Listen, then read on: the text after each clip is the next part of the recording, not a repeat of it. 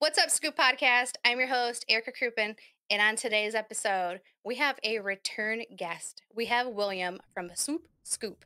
What's up, William? Hey, not much. How you doing, Erica? Good. Well, thank you for coming back. You were a fan favorite. Oh, awesome. yeah, you and Levi both. If the listeners, if you guys are curious and you want to listen to the episode that we did last year, that's episode 53 over on the Scoop podcast. Definitely go ahead and check that out because it was a banger. All right. So what's been up? What's been going on the past? I don't know. I think it's been about 6 months. 6 months, yeah. I think the biggest thing is we went through our spring rush. So we had about 3, 4 months of the year where we gained about 80% of our customers. We ended up hitting a big milestone. We passed 2,000 recurring monthly customers, so that was awesome. And we passed the 200K a month mark for the Poop Scoop business, which has been Huge. pretty big also. So we're excited about that. Now we got 3 locations instead of one. We're just keeping on pushing. Yeah, you guys really are kicking butt, and I'm really excited to have you guys back on.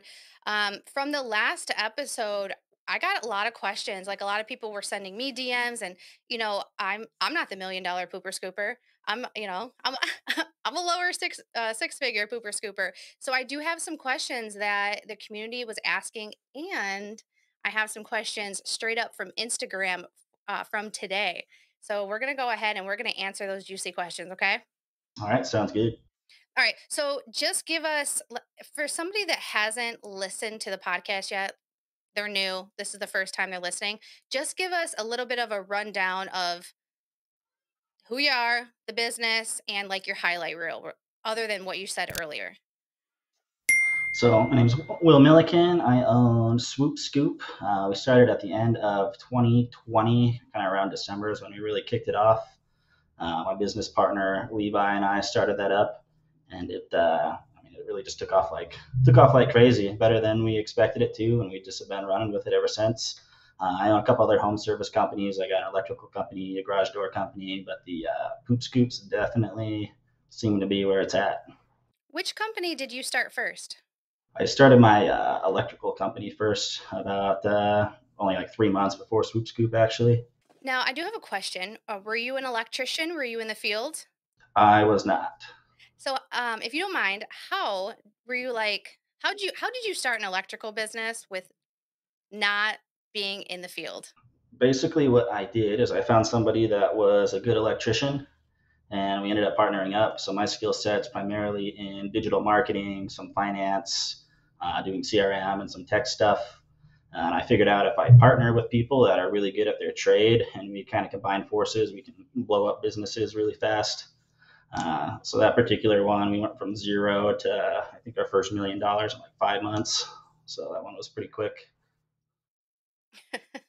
So, for those that are listening, the stuff that William does, like the admin stuff and the numbers and tracking the data and all, it's so important. I think a lot of times we get so hung up in the field and we're like doing the work and we're like we can't get out of the field because we're too busy doing the work. But just like you said, find somebody that can do the physical work so then you can focus on the other stuff and really scale and really grow, because at the end of the day, we can only scoop so many yards by ourselves.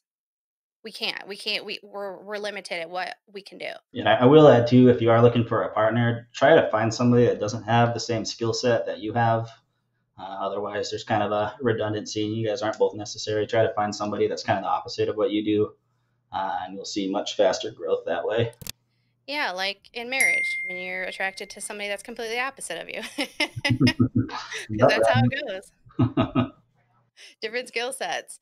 All right, so how do you effectively manage tasks and prioritize your workload? Yeah, so I try to prioritize my tasks based on, I guess, the impact that it would have. So in business, that basically means which tasks are going to help drive the most revenue, or which task will help me lose the least amount of revenue. Yeah. So it kind of works both ways.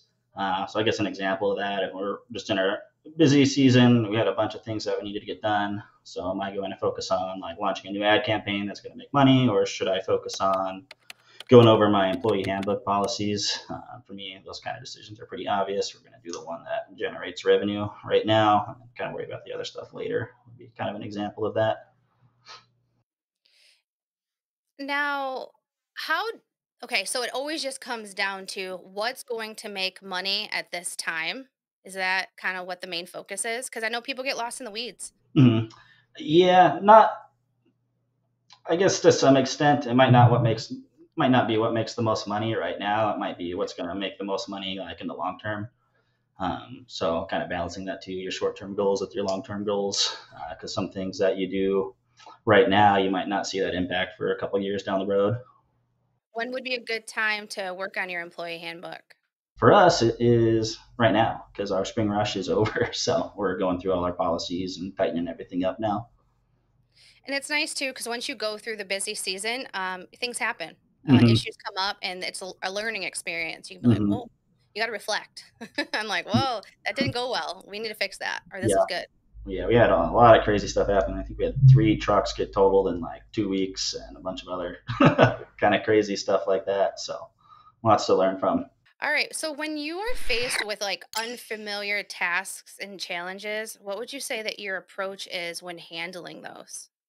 Yeah, so this might kind of sound kind of silly, but if I don't know how to do something or how to kind of tackle a problem, I'll literally just like Google it, and I'll try to find different solutions. See if somebody's out there has already solved the problem. A lot of times they have. There's a new tool called ChatGTP, which also is helpful for generating ideas to problems that you might not know.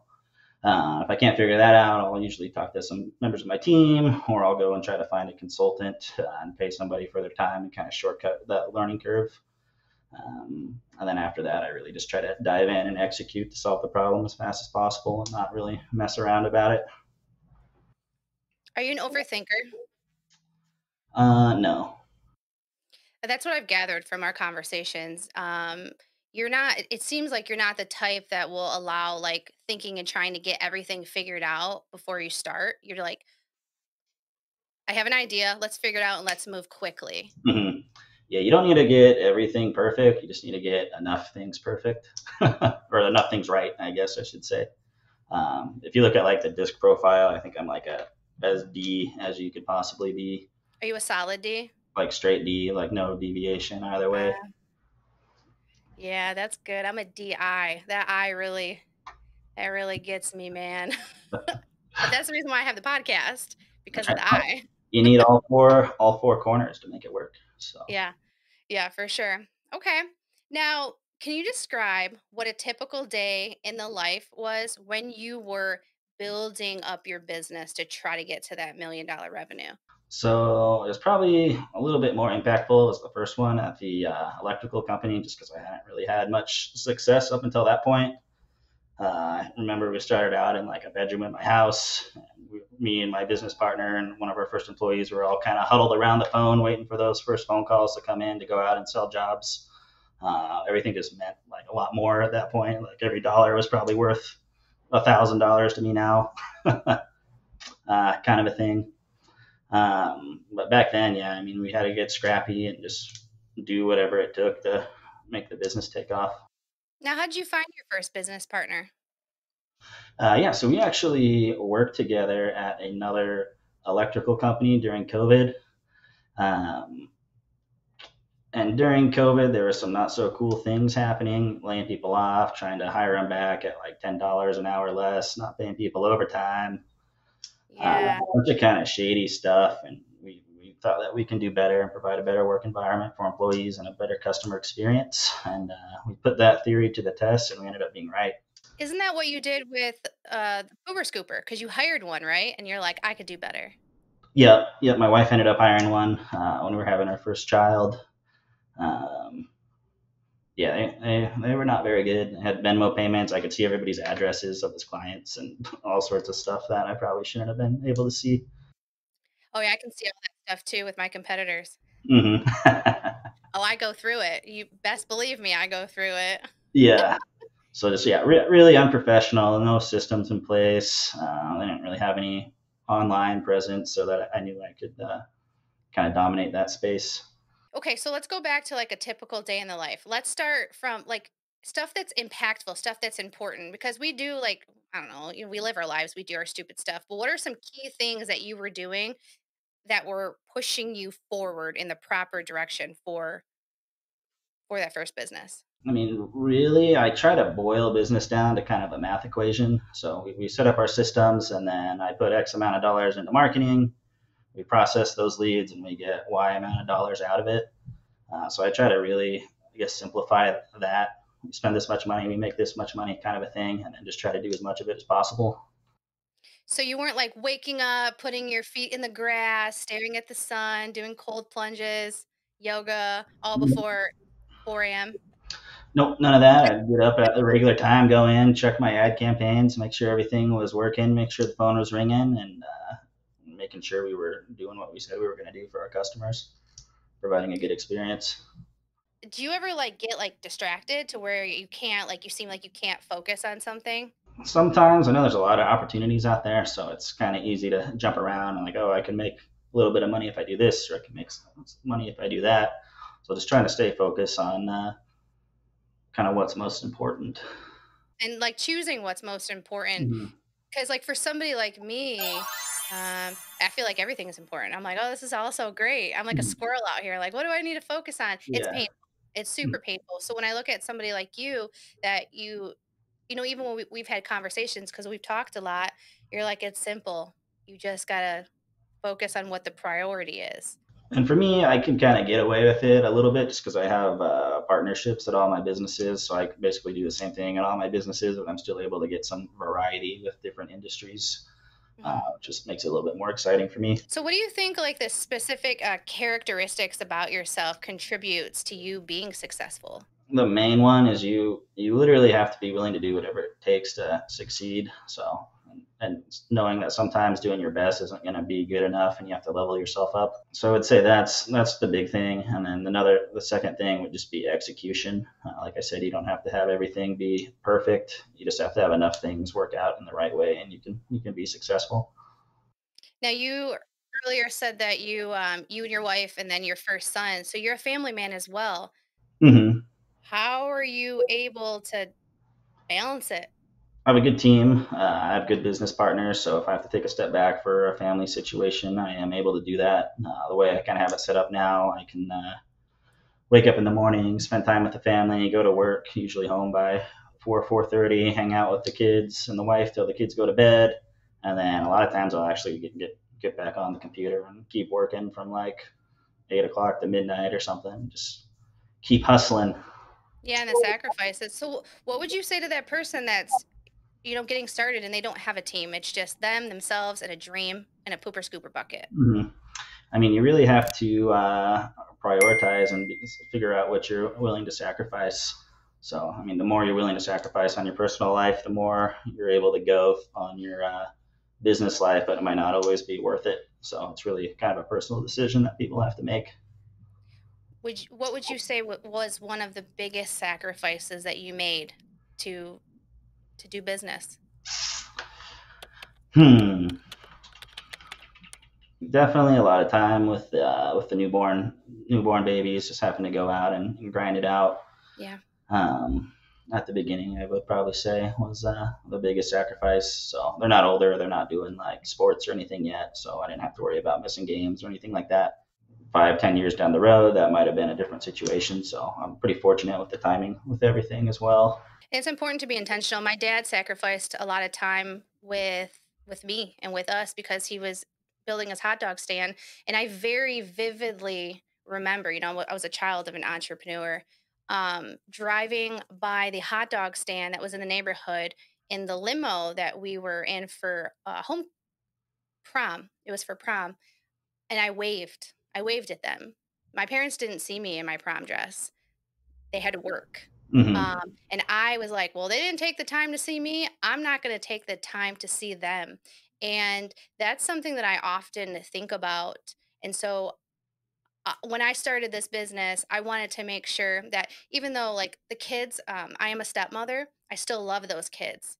And I wanted to make sure that I was able to go to those games, go to the parent-teacher conferences, just be involved. And so, for the people that are listening that are entrepreneurs and you have kids, you have to be intentional with your time because you are going to have to sacrifice, and you don't want that sacrifice to be for nothing, and you can't sacrifice forever. You can't. So if you have to do it for like a short period of time, like you did it early and you were intentional. Now, when your babies can do stuff, you'll be able to be there with them, and that's the good stuff. Hmm. Yeah, absolutely. Yeah, that sucked. My dad has a lot of regrets about that. Yeah, He feels really bad. yeah. I mean, it's tough. It's tough. Yeah, yeah, for sure. Not always a clear path, and you gotta kind of make your own way a lot of times. And then stick to it, and like you've repeatedly kind of said to me, just what's the priority? Focus on focus on the priority. Yeah, All right. So, what would you say? How would you define success in life and in business? I would define success as, I guess, being as useful as possible. Some people try to be, oh, I want to be happy or I want to make all this money, but I just find if you're useful and you're able to provide value to people, you're going to see success, whether it's in your personal life or with your business. Um, so that's kind of the big thing, is just adding value in as many ways as you can. Oh, I love that. I'm always like, be a productive member of society, add Mhm. value. So I'm right there with you on the same page. Yeah, like I'm the type of person that would probably never be able to retire. I'd hate sitting on a beach all day. I got to be doing something. Funny story. So Josh, husband, we were talking about retirement, and we put away in our traditional Roth IRAs, and then we have simple IRAs as well. And he was talking about early retirement. And he's just like, well, and I'm like, I don't think we're on the same page here. He's like, what are you talking about? I'm like, I don't think I will ever retire.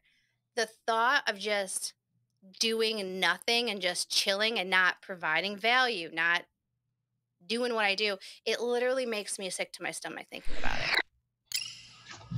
Yeah, for sure. And then I mean, you see all the time people retire and then they kick it Die. a couple years later. Yeah. So I don't want to die, so I basically have to keep working. So Yeah. yeah, that'd be bad, I think. So I've always had 3 jobs.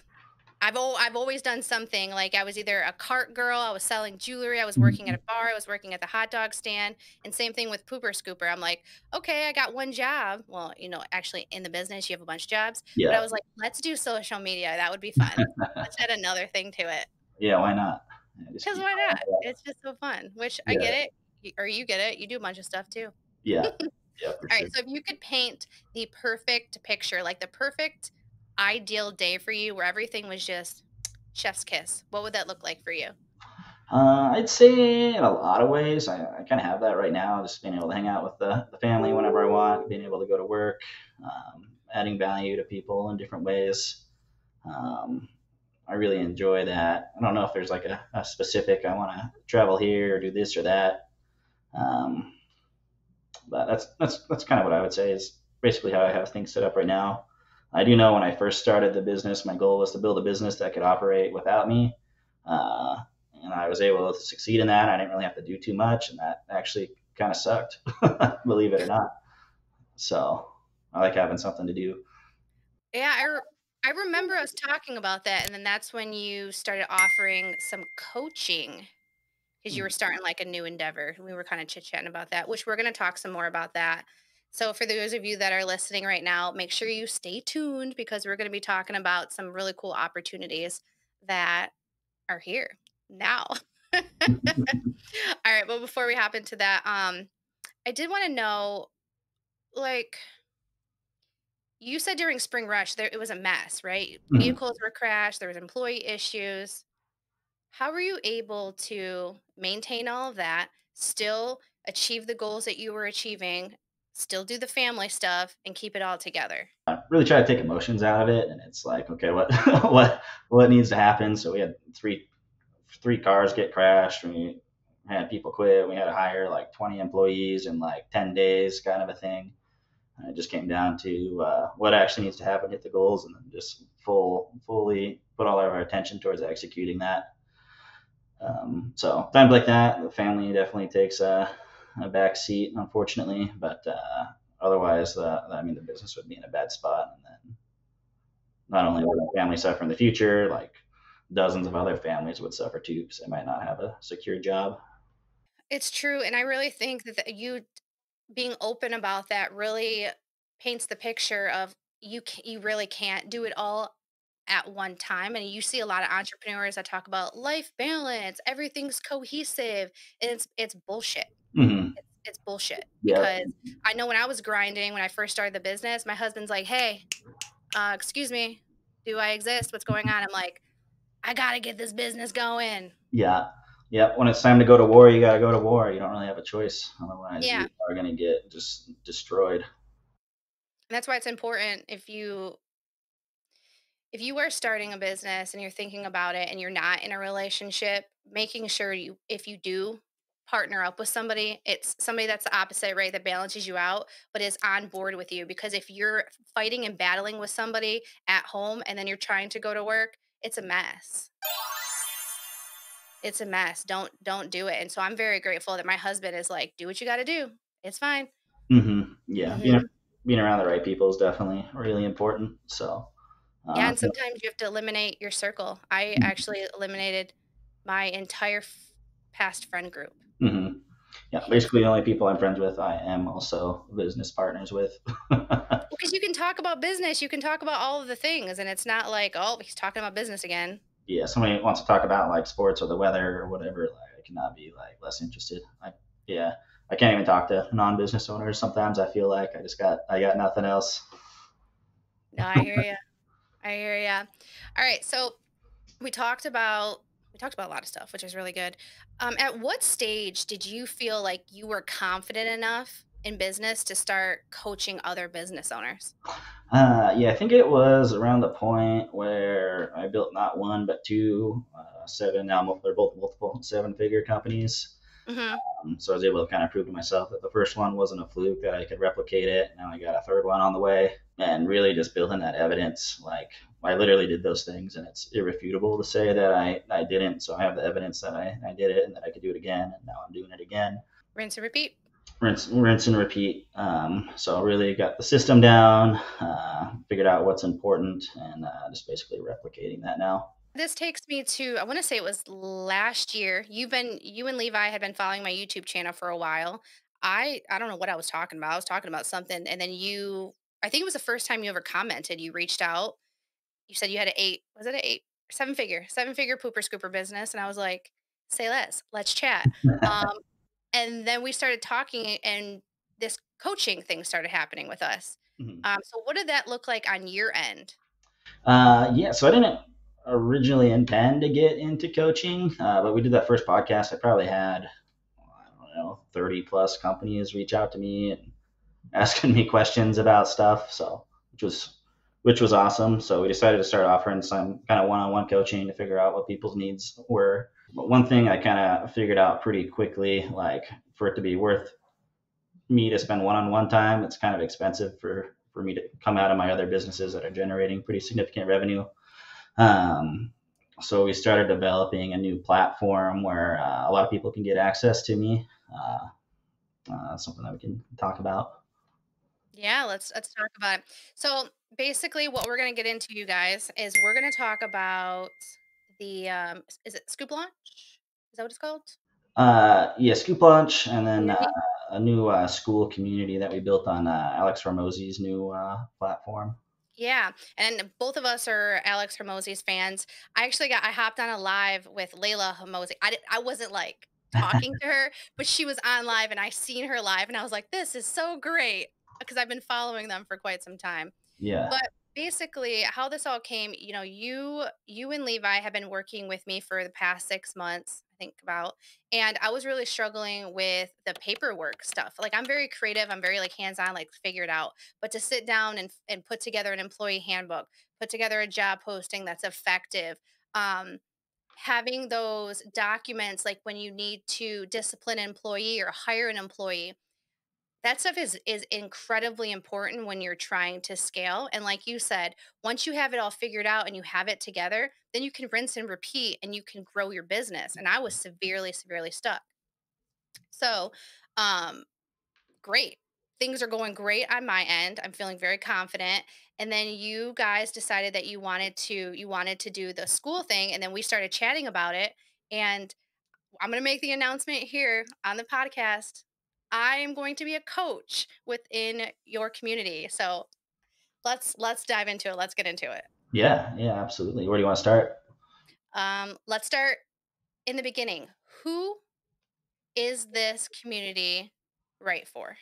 So this community is for people that either have a pooper scooper company or are thinking about starting their own pooper scooper company. Hmm. It has a bunch of features that are going to be valuable. The first of which is a community forum where you can ask me questions directly. You can ask other bigger companies questions, other people that are kind of at the same level. It's got a classroom where I've uploaded a bunch of courses. So we got a Poop Scoop 101 course. I got a bunch of business documents that I uploaded. So some examples of our Facebook ads, job postings, things like that. It's also got a calendar feature where we can do weekly live calls. So everybody in the community, they can hop on that call, ask me or another coach questions live. We can help grow their business that way. And then we've also added some verified coaches and vendors. The way that we set it up is that coaches are only verified to coach companies to a level that they've achieved themselves. Hmm. So I'm not going to be coaching somebody that has an 8-figure company. I'm only going to be able to coach to a 7-figure company. Some people might only be able to coach somebody from zero to their first 100 customers. So a lot of transparency with that. So you know you're talking to somebody that actually has done it themselves. Yeah, fraud check. Yeah, we're fraud checking people. And then the other thing, we're also bringing in some vendors that I used at Swoop Scoop. So we have like a Google gold level product specialist. So if you have any Google ad questions or if your Google business profile has issues, you can just message into the chat there and he can help you with some of those things. And then probably my favorite feature is there is a leaderboard. This community is really designed to drive engagement. So the more you interact with the community, you earn more points, and it will rank you out of everybody else that's in the community. And we've been giving out prizes to the top contributors every month. Now, why is coaching important? Why should somebody do it instead of Mhm. being like, oh, I'm just going to do it on my own? I mean, you definitely can try to do it on your own. Coaching to me is a shortcut to success. So like I've literally wasted hundreds of thousands of dollars doing stuff that didn't work or didn't work as well as it should have. And if I were to paid somebody for a little bit of their time, I could have saved all that money and fast tracked our business, even though it was pretty fast to begin with. You're like, oh, I could have done it overnight. I could have done it in 6 months instead of a year. So it's brand new, right? So is a paid membership? How does that work? Yeah, so it's set up as a paid membership right now. It's $49 a month to get access to everything. Um, that probably will go up in the future, but as we're building it up, we just want to build a really strong community. Which right now it's a couple days old. We've got 26 members in there, and I believe we're ranked close into the top 10% of all communities in the platform, just because there's been so much engagement already. Like our first post has like 130 comments on it, so people are really engaged in there, really want to help each other out, Yeah. which is really what it's all about. So I know some people are going to ask, they're like, well, why? Like, why do we have to pay? Like, why can't it be free? Well, I think the biggest thing is just making sure that we get people in the community that are actually serious about growing their business. I mean, there's a lot of free forums out there that you can join, and you just got a lot of people asking ridiculous stuff, or you give advice and people don't really take action, and you're just wasting your time trying to mentor other people up. So I think it weeds out a lot of those people. So you only have serious people that are serious about their business in there. And then also the software and technology. It's a lot better than like some of the Facebook groups and things that are out there right now, and that isn't free. Nice.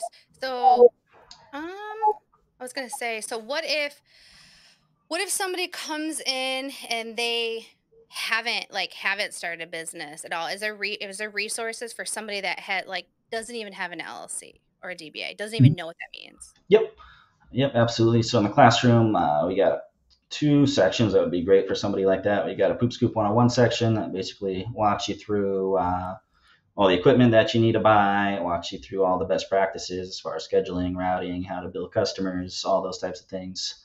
And then we also have a section for Pooper Scooper documents that we are constantly adding to. So we have like our pricing matrix, we have budget spreadsheets, we got examples of all our Facebook ads, job descriptions, a bunch of great resources in there that you literally like get access to right away. It blows my mind that like I wish I would have had this when I got started. Cuz I'm thinking back to when I first started and I had my little teal Chromebook that I couldn't even afford to pay for. I had to buy it on Pay off of a QVC and I had to make a payments, $99 a month. And I just remember after working my hospital job, coming home and sitting on the couch and just researching and researching and research. I didn't have money. I didn't have anything. My husband and I, we moved into this house that we're living in, and we could not afford this house, but we needed to move out of where we were living. Um, and just all the time that was spent, like, yeah, I'm happy that I spent all that time. But if there would have been something like this back then, it would have been so, so helpful Mm-hmm. and help build confidence early on in business. Mm-hmm. Yeah, I mean the things in these courses are like literally the same things that we do in our business as a multi-million-dollar poop scoop company now. So same stuff we did when we were small was able to help us scale up all the way this big. So whether you're just trying to get 100 customers and make 100 grand a year, if you're trying to make something big, like you'll be able to build off that base. Success leaves clues, and coming into this community gets you access to people that you might not be able to get access to. Somebody that is doing seven figures in business or, plus. Like I don't really know a lot of people around me that are doing that. And so being a part of this community and the scooper community, we get access to somebody like you, somebody like Levi. Like Mm-hmm. that's crazy to me. It literally blows my mind. Yeah, and not just us. I mean, we got a couple other pretty sizable companies. Two of them are really close to having 1,000 subscribers themselves. That's So amazing. a lot of good knowledge in there. Like literally decades of experience in the industry that might not even be many decades old. So And success leaves clues, you guys. And like you said, rinse and repeat. Is there a section on how to leave your emotions out of business yet? uh, no, Well, I'm going to need that, please. And thank you. we got the how tos first. We'll worry about that stuff later. Maybe you can add something. how I got to figure it out first. No, actually, I will say this. I think going through the experiences and experiencing it, it's like with your first kid. Mhm. An example. You have your first kid, everything's like, "Don't do this." Oh my gosh, you freak out. And then when the second kid rolls around, you've already built up tolerance, you've went through the experiences, so it's not a big deal. It's like, "Okay, whatever." Cuz I had the kids ask me that. They're like, um this is verbatim. This is what Darian said. He goes, "Do you not love Ethan?" I said, "Huh? What do you, what do you mean?" And he's like, "Well, when Ethan did this, you freaked out." And with me, you're not. And I said, "It's because I learned that that wasn't a good idea, right?" And so I'm able to be able to handle this with like a rational mind. And so with parenting, each kid gets a different parent. I wholeheartedly believe that. And the same thing with business. Each employee, each season of life, you're a different business owner. Mm-hmm. Yeah, so Yeah. definitely more calm now going through it a couple times than the first one. Yeah, like when Crystal got into the accident, the hit and run, I was at Josh's parents' house and I was like using the bathroom when I got the text message that rolled through that the car was smashed. And so I get out of the bathroom, I walk up to the table where everybody's sitting. I said, Joshua, we need to leave. Crystal was involved in a hit and run accident and we need to go get her. And everybody's just staring at me. When this happened with Larry, I was freaking out. I was like, what am I going to do? My business is going to shut down. It's over. It's done. I'm shutting up the shop. But if you have insurance, you have all the things, you're Mm-hmm. you're okay. It's Yep. okay. Yep. Absolutely. Yeah. All right. Well, I do have some Instagram questions that I want to ask you because Instagram stories was popping today. All right. While I look that up, is there any little tidbits or something that we haven't talked about yet that you would like to say? I think we covered a lot of it. I'm just really excited to have this community going to be able to provide access to more people. It literally wouldn't make sense for somebody to pay me to talk to them if they're just starting off, just because of price discrepancy where they're at and kind of what I have to give up to give that time up. So I think it's just Well, a great opportunity and a win-win for everybody. yeah, and you're in a different season too. It's going to be nice to, especially if somebody's going to be going with a coach, like they want to do that one-on-one, being with somebody that can relate to what's going on in their life. And I think that's what's going to be nice is you're going to be able to have the documents, the base stuff, but then if you need that extra attention to detail, that one-on-one, you can Hmm. find somebody that's relatable.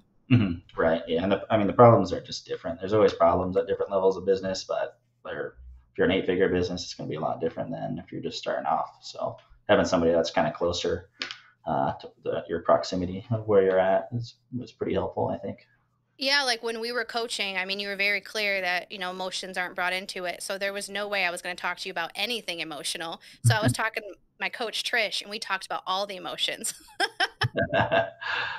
all of them. And it worked. I mean, last year I worked through a lot of things. And Hmm. so that's why it's nice to have somebody that's can meet you where you're at Hmm. and then they can help bring you up. Hmm. Yeah. You have I to think listen and implement.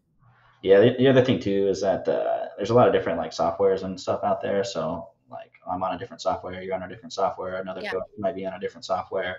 So like being able to provide a more comprehensive resource where people can get the help based on kind of what systems they already have set up too is nice. I agree. Okay. You ready for some Instagram questions? All right, we'll find out. Woo! Okay. Did you buy clients or companies to scale your business? We bought one other company so far that had just over 100 customers, and probably like 40% of them canceled when we switch their service day and up the rates and all that other stuff. So, So when you purchased those customers, can you talk about the process of doing so? yeah, so we just reached out to everybody in our original market, just a friendly letter, just hey, if you're ever thinking about selling, let us know. Um, and we had somebody reach out. We ended up buying their customer list and their website. We didn't buy the whole company, but just the company list on the website. And then we actually ended up hiring that person to run one of our other locations. They wanted to move out of the area, so it worked out really well. So when you're buying a customer list, what kind of information are you looking for on that list? So for us, the big things are okay. What software are you on? Is the customer prepaid or postpaid? And then what is kind of the average ticket of that customer? And the closer it is to what our current setup is for our customers, the more valuable it is to us. So like if somebody's charging half of what we're charging, like I know we're gonna lose a big chunk of those customers if we have to like pay our employees that get benefits and are making 20 to 25 bucks an hour to service those customers. We have to charge more. What's your average ticket price right now? So our price is different per location. I think we're just under $100 a client at our main location, and we're gonna just keep bumping that up. I think when we Yeah. started, we were like 75 bucks. So um, bumping it up every 9 months or so. Yeah, mine's at like 100. Whoop whoop. Nice. Okay. How much are you pay when you purchase a customer? How much are you going to pay when you purchase? If you're buying an actual company, you're gonna value the company different than you would a customer list. So, like a company will typically trade on a multiplier of its profits or its seller's discretionary income. For smaller companies, it's usually like 2 to 3 times their seller discretionary income. If you're buying a customer list, we kind of look at okay, what's our cost to acquire a customer? Would we be better off spending $30,000 in ads to get X amount of customers, or should we just buy this chunk of customers, kind of a thing? If that makes sense. No, yeah, that's a lot more detailed than me. I said I would pay them for 1 month worth of service, whatever they were charging Hmm. per customer. Hmm. And then Yeah, their customer just need to stay on with me for the month and then they can make the decision if they're going to stay on gotcha. moving forward. You probably got a better deal than me. Oh yeah. They were wanting to sell like quick. And I Hmm. said, "Okay, this is what I will give you." And Yep. I bought like 20. Okay. Not a lot of them stayed. Hmm. It was Yeah, like it's tough with smaller companies too because the scooper is usually the owner and they give extra attention and they do extra special things that you can't always do at scale. seriously, okay, let's talk about real quick, give an inch, take a mile. Mhm. My scooper Crystal, she brings the trash cans out for this one customer, Mhm. which is fine. We do that. But now it's like an every week thing. I am now scooping that customer because I had to let go of my one guy. This dude texted me and he goes, "Don't forget both trash cans this week." Sir, we do not do that. We were just being nice. We were being nice, but now now it's every week. Now I'm like, is it recycling this week or not? I don't know. Now it's the pressure. You better charge that guy more. I need to. I need to. He's not. In all fairness, he is in a wheelchair, so but he's got a son. He's got a whole son that's got very active legs that Okay. can work. Both legs work. Yeah. Okay. We'll s- yeah, we'll see about that. But that happened. That happened yesterday. I screenshotted it because I was like, maybe I'll make a social post about Yeah. this. I don't know. Maybe he could be your new scooper. Who knows? It's good. Maybe, maybe. All right. The next question is, how did you get over the fear of failure just to get started? And how did you know that you were going to be successful? Yeah, back then it might be a little bit different than it is now. Now my risk tolerance is pretty. I guess it's always been pretty high. So like if I were to go out tomorrow and just like lose everything, I know that I could build it back pretty quick because I know that all the systems and processes. So I'm not afraid to take swings right now. Uh, Back then, it was kind of just like a math equation. Like if I have a job, I can make this much money. I only need this many customers to like make it, and that seems pretty reasonable that I could achieve that. So just trying to make things like really clear, like what actual like numbers and metrics do you need to hit to meet your goal. So I know for like a lot of people starting out, like if you literally just get 100 customers, you can make $100,000 a year, like running your own business yourself. Like Yeah. that's not a lot of other places have that opportunity. Yeah, I was able to scale that the first full year of business. It happened very quickly. It was just boom. Hmm. And then I got comfortable because I'm like, but then my hands started to hurt. I'm like, I need to hire and I want to go on vacation. I gotta figure Yeah, this out. yeah, exactly. So that's kind of the first step I would say, getting to 100, and then after that, it's how do I get enough customers that I can hire employees and still make a living. You're so calm. I wonder, I'm just like, how are you so it's you said it's a math equation. It all goes back to math, right? Hmm. And not complicated math either. It's like 100 customers times $100 a month is $10,000 a month. Like it's not complicated. So I mean, that's a summary of this whole podcast. Just quit complicating things, folks. Hmm. All right. Sounds good. And then what was the best way to get clients and how? Yeah, so for us, the best way to get clients was through Facebook ads. Um, 3 years ago, Facebook ads were really cheap. They still work good, but we literally were paying like $6 a lead, and we were closing one out of three, and we were charging people like $100 for the first cleanup. So every time we got a client, we literally just printed money, and then we got a recurring client on the back end. That was part of how we were able to grow so fast too. We just took all that money and just dumped it back in. Oh, so you didn't go buy like a bunch of fancy stuff. You didn't waste a bunch of money. No, I think we had some like car magnets. Levi had like a SUV that he put a little trailer hitch on with like a little cart that would get so full of dog crap that it'd be dragging on the street, shooting sparks out. You guys have videos of that? Please tell me a video. Yeah, I'll check. We got some pictures of it. And then his dad had like a trailer in front of his house, and we didn't know what to do with the poop, so we put it in the trailer, and he snapped the axle in half because it weighed so much. Like we had some good times at the beginning. But No, that's good. I remember when I filled up a dumpster too much and the truck couldn't lift it and Josh jumped in the dumpster and had to pull out half the poop and put it in the mhm. back of his truck for Yep. them to dump it and then he filled it back up. Yeah, we had to do that lots. And then one time our dumpster like filled with water, and we had to like drill a hole in the bottom of it and not say anything. Now we have like a 20-yard dumpster where they have to like crane it up onto their truck, and it like ripped all the asphalt off on our office. So And you were able to stay calm and cool and collected during all of this, huh? I don't care. It's all good. I like it. All right, there is a second part follow up of this question. It says how to scale to seven figures. Yeah, in Poop Scoop, you just need like 1,000 customers, and you're there. So you get your first 100, Yeah, and then do it 10 rinse more and times. repeat.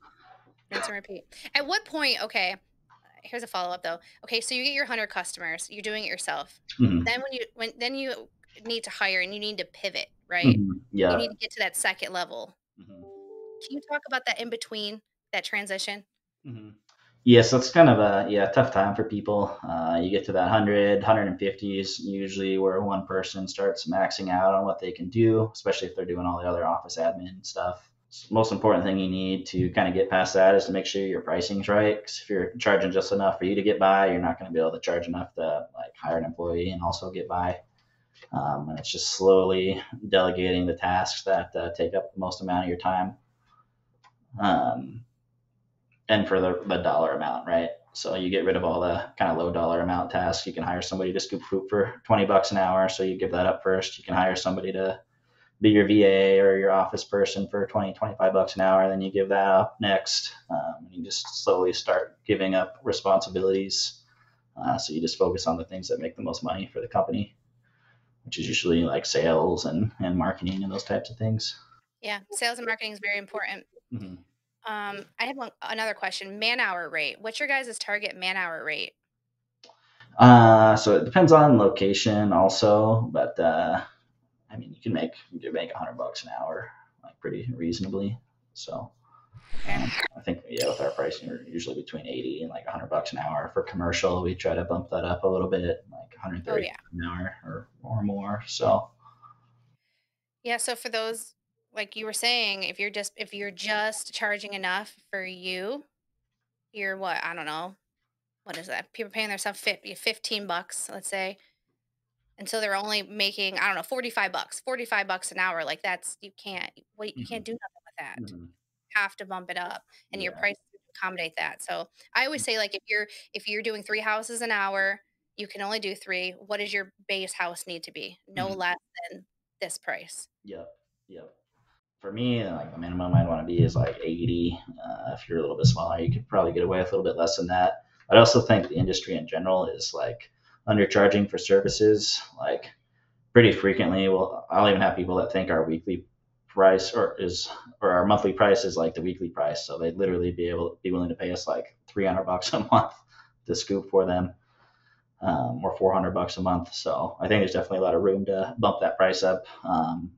And also not being afraid to raise prices. We raise prices every 9 months now, and pretty significantly. And like less than 1% of our customer base is canceled like from that ever. I agree. I went through it. I was nervous, you were right there with me and I was like, "Ah." Like well, I got less than what 12 and I put thousands onto my business every month. Hmm. Yeah, exactly. Well, and then when you get bigger scale like us, we got 2,000 customers. If you just bump everybody up like $2 a week, you're making an extra $4,000 a week, and just like bottom line, like yeah, that's better than coaching money or any other money that you'll make. Just bump your prices up. It's the easiest money you can make. It's true. It's true. Oh gosh, this was so good. I appreciate you hopping back on the podcast. I know you're really, really busy, so it really means a lot to me. Yeah, thanks for having me. I appreciate it. Yeah. So if the listeners want to know more about school, how do they find out? Yeah, if you could probably just put a link in the description would be the best way to go, or you can go to school.com and you can search for Poop Scoop Millionaires, what the group is called. And there'll be like a little poop emoji with the same blue color as our swoop scoop color. So you'll be able to notice it. It has my name on it. Yeah, your guys' graphic design team is on fire. So that's me. It just goes to prove like you don't have to complicate it. It can be simple, Hmm. okay? You don't have to be like, "Oh, I gotta have all this fancy stuff. I gotta do Hmm. all this crazy." You can do a poop emoji. It's to the point, Yep. Yep. right? Simple but scales.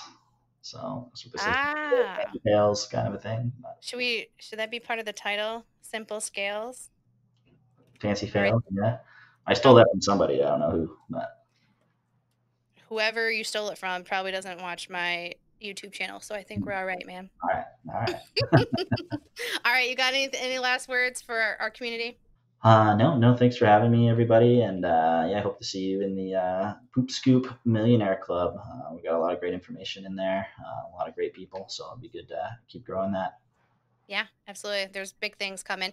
And so if you sign up, make sure that you say that you found us on the Scoop podcast or on the YouTube channel and say hi because we definitely want to reach out and we want to talk to you. Um, And I actually will throw in an offer that the first 10 people that sign up, and if you DM me in the platform and say you heard about it from Erica's podcast, I'll give you a free 30-minute coaching session to help you with anything you want. Dope. That is good. Yeah, that's a two thumbs up for sure. All right, Just cool. 10 though, just 10, just the first 10. So Just don't dilly dally. don't, yeah, don't sleep on it for sure. All right, you guys, thank you for tuning in. I try to drop a new podcast every single Monday. And until next time, bye.